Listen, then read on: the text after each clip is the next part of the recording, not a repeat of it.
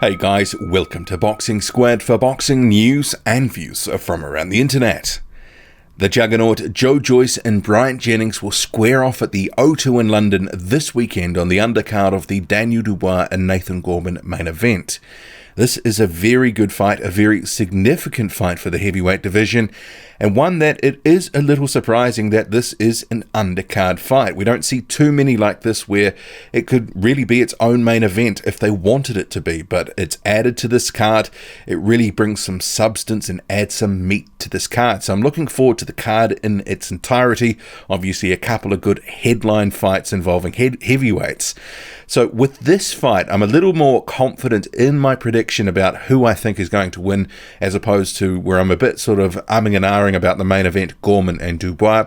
This one, I definitely do have someone that I'm heavily leaning towards, and I'll get to that a bit later on, but I want to cover a few things off, some of the recent form, what this means in the context of their careers, and that's where I'll start first actually, but also how I think it'll play out, and also my pick. So with that in mind, buckle in.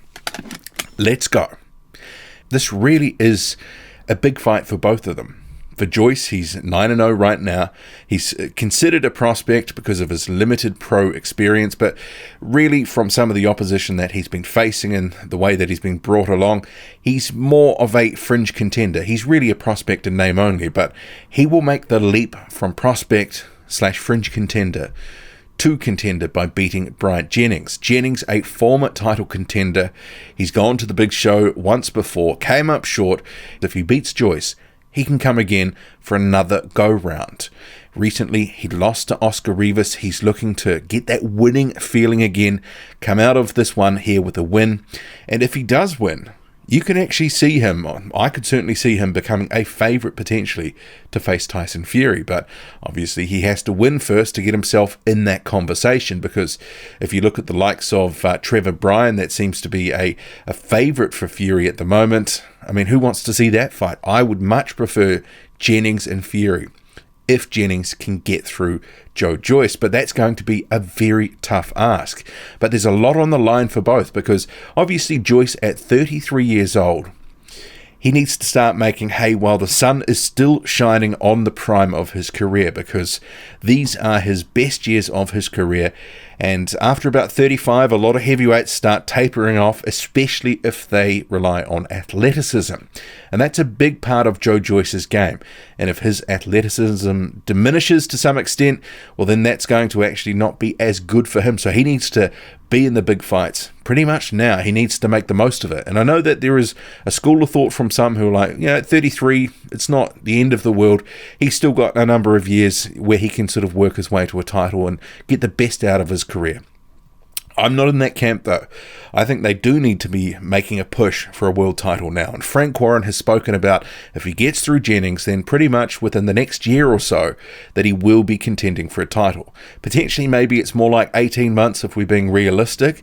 Although he is considered a champion of sorts at the moment. He's the WBA gold champion.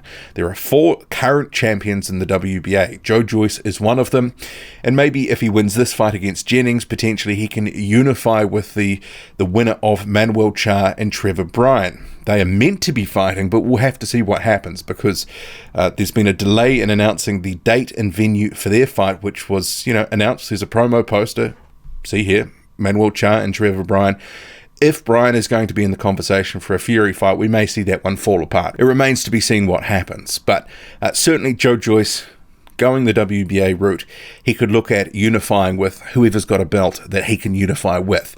And we know that Andy Ruiz Jr. for the moment is the WBA super champion, so he's the actual champion in the WBA, the one at the top of the pecking order. That was a title that was until recently held by Anthony Joshua, and we know Ruiz is spoken for in that rematch with Joshua, so it's unlikely to be facing the WBA super champion anytime soon. But if he gets through Jennings, there is some options, and potentially some other options for some bigger fights, and work his way up some other sanctioning bodies. At the moment in the WBA, that is his best and most clearest avenue, but he wins it, obviously he's on to bigger and better things, and Jennings, it'd be a big statement for him, although I'm not as sure he'd get as much credit as Joyce will get. Jennings is the established fighter of the two. Joyce is on the come up. There's probably not as much reward for Jennings, because if he beats Joyce, some people will say, well, Joyce was a prospect, Jennings should be beating a guy like that, especially one like Joyce that does have some defensive flaws. But I like this fight because I believe it will be competitive. And Jennings is by far and away the best name that Joe Joyce has ever fought. You look at his record, it's a little in terms of quality opponents. Compared to Jennings, it's a bit thin. There is a gulf in class between Jennings and what is on Joyce's resume. The most recent opponents, we have Berman Stavern, Alexander Ustinov, guys in their day who were decent heavyweight fighters, but well past their prime at the point that they fought Joyce. That is the recent form for Joe Joyce. 2019, he's got 2 fights, Ustinov and also Stavern. And I'll come back to Stavern because I think Jennings will be looking at that fight going, there's certainly some openings that I can exploit there. Jennings himself, his 2 most recent fights, he had one in August 2018. That was against Alexander Dimitrenko, and it wasn't without a little bit of concern and incident with Jennings getting dropped in, I believe it was the 4th round. He didn't see a right hand coming. It was there for the taking, and Alexander Dimitrenko eventually timed him, put him down. And that was a knockdown where he wasn't seriously hurt. He was more annoyed with himself for actually getting into the situation where he caught something that he probably could have avoided. Ultimately, he ended up going on to stop Dimitrenko a number of rounds later, but it was a somewhat controversial stoppage. Dimitrenko took an uppercut, and before he'd even hit the canvas, the referee waved it off. Dimitrenko up and complaining immediately. Did seem premature. He probably would have stopped him.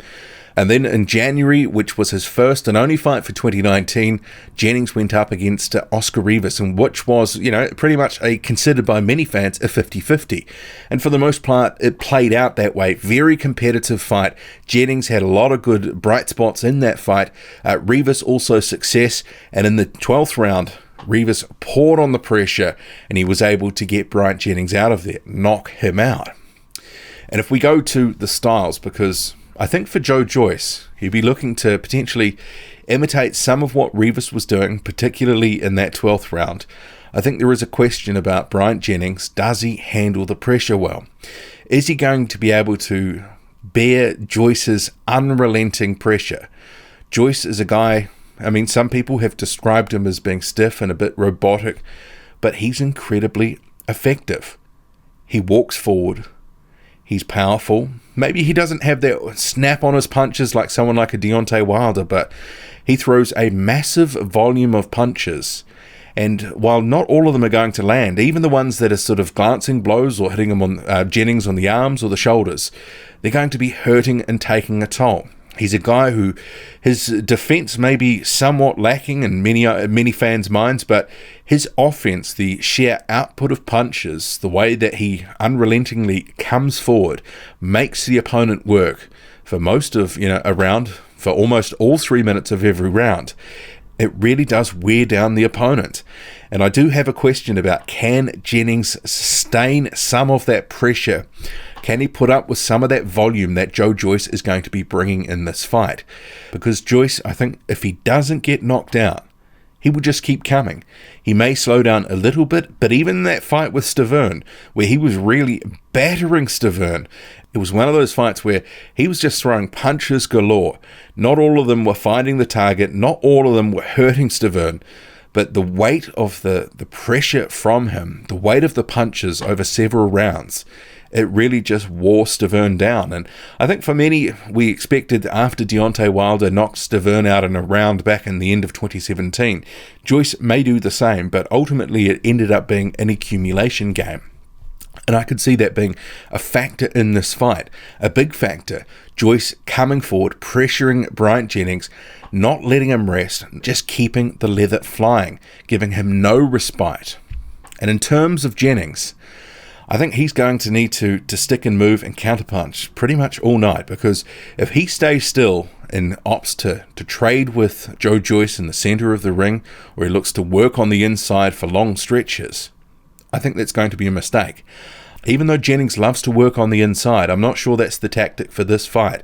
He actually does have the reach advantage. He may be a couple of inches shorter than Joe Joyce, but he's got a very long reach, 84 inches. Joe Joyce, 80 inches. I think if he is working from the outside, popping that jab, looking for opportunities to counter, that is going to be a good strategy for him. We saw Stiverne having some success, but it was limited. He was catching Joe Joyce, with right hands and other bits and pieces in that fight. He actually was letting his hands go and punching with Joyce or in between Joyce's punches and landing.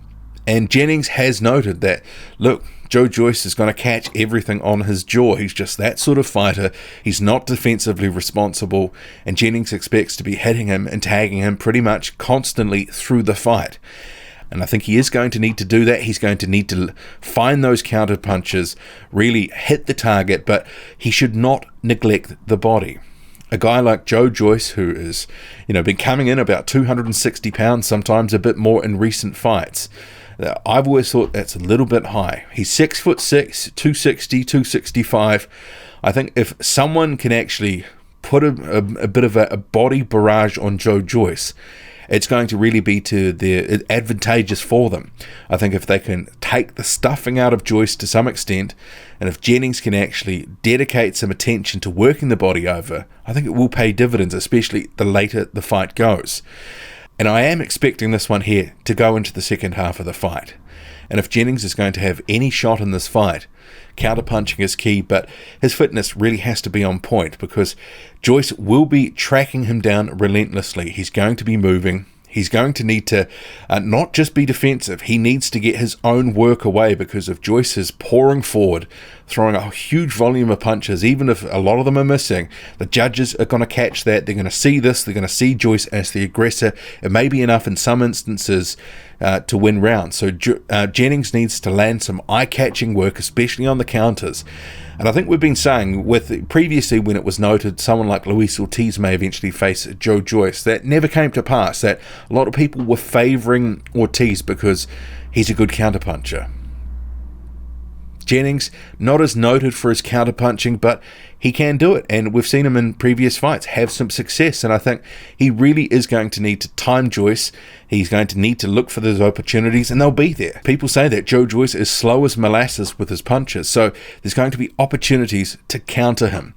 And Jennings being a cut above where Joyce is fought, he should have more success than anyone that has faced Joyce before. But will it be enough? This is the thing. The relenting pressure, the huge volume of punches, which is almost like a defense in itself.